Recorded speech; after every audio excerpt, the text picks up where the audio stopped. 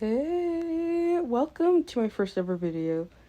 Okay, so today we're going to be talking about how to factor with leading coefficients. So I wrote out the steps so that you can go back, maybe take a picture of it. So the first step is to multiply the leading coefficient to c. But first of all, what does any of that mean? So when you have a polynomial, you have an a, b, and c value. The number with the biggest x value, which is this one since it's x raised to the 2, and then this is x raised to the nothing, or x raised to the first value. And this one has no x. So the one with the biggest x value will go up front. Then the middle one will be in the middle. And then the one that has no x value, or the smallest x value, will go at the end.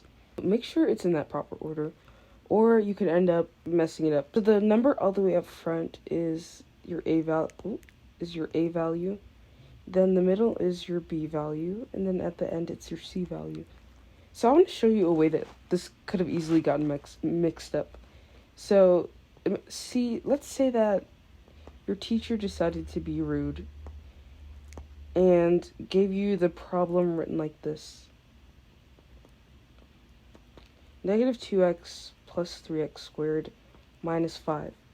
This is the same exact polynomial, except it's just ordered differently. So if you wrote it like this, a, b, c, that would be completely wrong, because your biggest x value is in the middle, and then your medium one is up front, and then your smallest one is at the end, like it's supposed to be. So what you would need to do would be to rewrite this as 3x squared, because this is your biggest x value, so it'll go up front, 3x squared. Then your medium x value would go in the middle, minus 2x, and then your smallest would go at the end.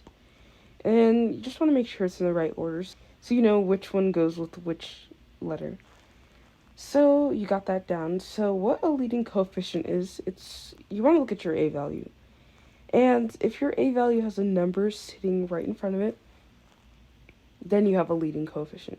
In this example, our leading coefficient is our 3, because it's sitting right in front of our a value, the value with the biggest x. We're going to do step 1. And we're going to look at our a value and our coefficient, underline that sucker, and then we're going to multiply our leading coefficient to our c value. This is our c value. So what I'll be doing is multiplying this to this. And I recommend drawing this arrow whenever you do this. Multiply it 3 times your negative 5. Okay? And I'm keeping the negative 5 here because this c value is essentially negative 5. The b value is negative 2. Our a value is a positive 3. So we can multiply 3 times negative 5 to get negative 15. And this silly little negative 15 will act as our new c value. And why I say new c value instead of just saying our c value is because in step 2, we're told to rewrite the polynomial. So we're going to rewrite our polynomial. The way we rewrite our polynomial is we just rewrite this but completely forget about our leading coefficient. And then we have a new c value. So instead of using our old c value, we use this new c value. So instead of 3x squared, it's going to be x squared.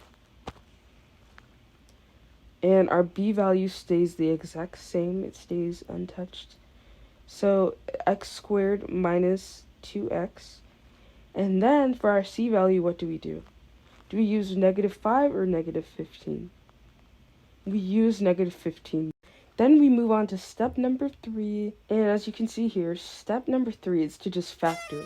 When you factor, this is what I like to do. I like to do something like this. I like to write my parentheses first. And then what I like to do is write my x's in each parentheses. And then I'm going to make a table for this because sometimes the mental math can get hard. So what you do when you factor is you find 2 numbers that will multiply to get you your c value. Our c value is negative 15. And b value is negative 2. So with our c value, we have to find 2 numbers that multiply. multiply, don't forget, multiply to get you that C value, which is negative 15. And then for our B value, we have to find two numbers that add, okay, add. Don't forget, your B value, you're finding two numbers that add together to get you your B value. And your C value, you're finding two numbers that multiply. And so those have to be the two same numbers as each other. So what I like to do to figure what two numbers it is, I like to make a table that will multiply to give us our C value. And I like to do the multiplication for the C value instead of the addition because it's just easier. It's just a lot easier. That's how I was taught. So what numbers will multiply to give us negative 15? So we know 1 times 15 can give us negative 15. So that could be a negative 1 times 15, or it could be a positive 1 times negative 15. What about for number 2? Could we multiply 2 times anything to get 15? Or to get negative 15? No!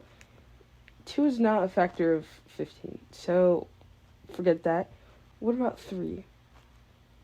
Can we multiply 3 by anything to get negative 15?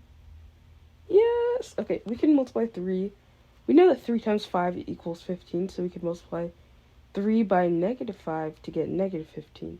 Could we possibly switch around the negatives to get negative 15 in a different way? Yes. Okay, we can do negative 3 times... Now that we found two numbers that will multiply to give you negative 15, we need to figure out which out of these pairs will add to give us our B value, which is negative 2. So first, let's do negative 1 plus 15. What will that give us? It'll give us 14. What about 1 plus negative 15? That will give us negative 14. So what about 3 plus negative 5? That'll give us negative 2, which is exactly what we're looking for. So I'm going to highlight that, and we can come back to that later, because I want to look at our last pair just to make sure. We do negative 3 plus 5. And what does that give us? It gives us a positive 2. So we know our number is negative 2, not positive 2. So it's not this one, not this one, and not this one. So we know our two numbers that we'll be multiplying together to get negative 15 and adding together to get negative 2 will be 3 and negative 5. It's these two right here, 3 or negative 5. So what we'll do is we're going to put those numbers in our parentheses. Positive 3, so it's a plus sign. This is a positive 3, so it's a plus sign. And then we do negative 5. Since it's a negative 5, it's a minus sign, x minus 5. Now that we've got those in the parentheses, I want to make sure to tell everyone this, I put that 3 there for step 3, not because it's a part of the factoring. Okay, so now that we have them in the parentheses, we want to divide by our leading coefficient. Our leading coefficient was 3. It was that 3 that we originally had. So we want to divide both of these numbers by 3. Okay, and so we will get x plus 1, because 3 over 3 is equal to 1, then x minus 5 over 3. You can multiply your x minus 5/3 on both sides by 3 to cancel out the denominator.